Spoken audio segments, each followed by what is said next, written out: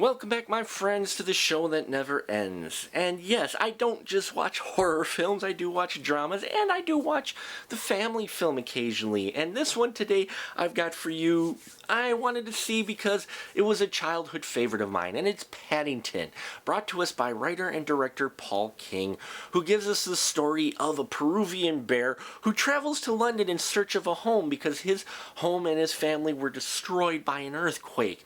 And he finds himself in London, but he hasn't been able to find a home. Well, he comes across the Brown family who takes him in, and we see how the antics happen of him trying to adjust to this new and strange world that he's living in, all the while trying to avoid the grumpy neighbor, as well as a taxidermist, someone who's into taxidermy, who really would like to stuff him and put him in a cabinet.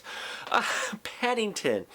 Wow, let me tell you folks, when I first heard that they were doing this, I felt really worried because, let's just face it, there hasn't been a long-running good record of, these childhood classics brought to life in live action. Alvin and the Chipmunks, the first one was entertaining, I will admit, but the sequels got a little bit long in the tooth. We won't even talk about the travesty of the Smurfs. So when I heard they were doing Paddington, I'm like, he's a talking bear, live action, CGI fest, okay. But let me tell you, within 5 minutes, I got sucked into this film, and I watched this throughout, and I was engrossed every minute of it. You just love Paddington. But one of the things is great is, I think because of the technology we have, they're doing the motion capture, but just the way they present the character of Paddington and introduce him, such this very soft voice voiced by Ben Winshaw, which really is a calming voice, okay? Very polite bear, who Paddington is, and just a great character. And they really embodied the character that I remember as a child. They did justice, okay, which doesn't happen too often in these films. Now, you get some other great voice actors in here. You got Imelda Staunton in here and Michael Gambon in here, along with that for some voice acting. And then you got some great live actors in here as well.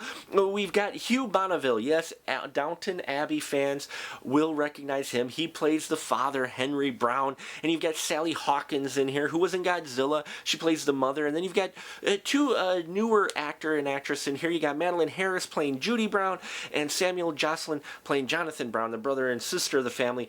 I love the chemistry between these four. They felt like a family. They really did. I really enjoyed how they played off each other, and they felt like real characters, but they never felt too overdone.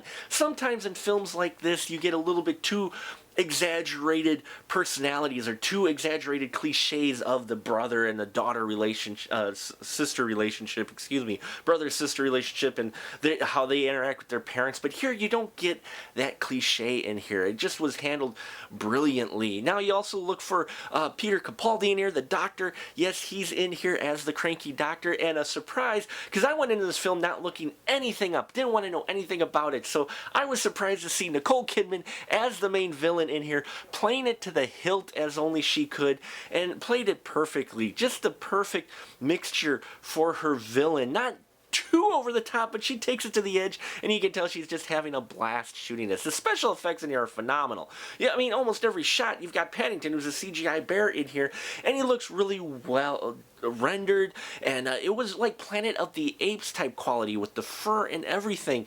And the fact that the family interacted with him so well shows you just how much care they took in this film. It's a whimsical film as well. There's some really interesting, fantastical things that they do in here, like when Paddington's describing the family, instead of showing the full family, they do this thing with the dollhouse, which is just blew my mind. I didn't see them going that route. He does take some nods non-traditional kind of fantasy view, angles with this film, along the fact that everybody's just accepting that they have a bear who talks. This is a perfect family film. Do not see The Night at the Museum. I would take them to this. Both take place in London, but this one is a far better family fare film for me. I enjoyed every minute of it, and I give it 4.5 stubs, folks.